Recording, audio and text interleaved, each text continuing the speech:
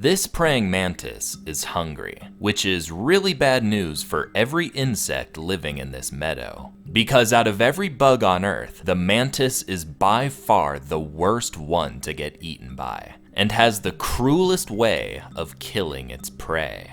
But before showing you why, she needs to catch something, and luckily she has a whole lot of options on the menu today. Insects of all shapes and sizes are attracted to the flowers here, but even though the mantis is an incredible predator, there's things even she won't touch. These tarantula hawk wasps are not only bigger than her, but have a paralyzing sting they use to take out tarantulas. They drag the helpless spider back to their burrow, where the wasp's larvae eat around its internal organs and keep the poor arachnid alive for as long as possible. Now, don't get me wrong, that's probably the worst way to go, like, ever. But since the wasp itself doesn't eat the prey it paralyzes, on a technicality I'm still gonna say the mantis is the worst to get eaten by. Catching one of these wasps is a lot more trouble than it's worth, so surely there's an easier meal here. Enter Kyle, the sphinx moth. Kyle is still yet to have his first kiss. Forcing these flowers to choke down his tongue is the closest he's come to feeling a woman's embrace.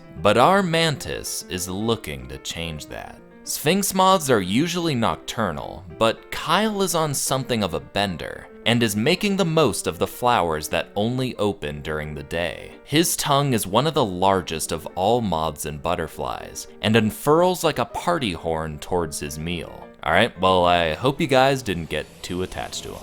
Striking at a 20th of a second, Kyle had no hope at dodging the mantis. She immediately goes to work chomping into the sphinx moth's neck. Even though her arms are her most famous feature, mantises don't use them to kill their prey, only to hold and restrain them. Instead, her prey are killed slowly, bite by bite, with her razor-sharp mandibles. And unfortunately for Kyle, her mouth takes very small bites. On the bright side, he finally got to first base, and he's gonna end up with some hickeys he'll never forget.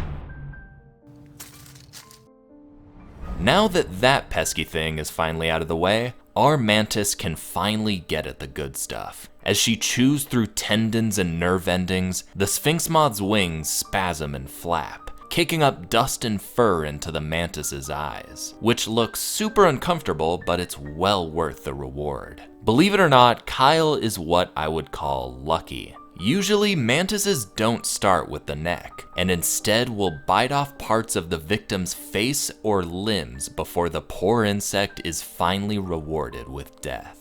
Nearly every other predatory bug has venom or powerful jaws to restrain and kill its prey as quickly as possible, so it's safe to eat. But mantises are uniquely horrifying because their arms restrain their prey so well that there's no reason for them to have developed a quick way to kill their food. In fact, they're one of the only predators that don't even try to kill their prey at all. Death is just a side effect of them eating the parts the prey needs to live. So a slow death being eaten alive piece by piece is what awaits anything unfortunate enough to come across this incredible predator.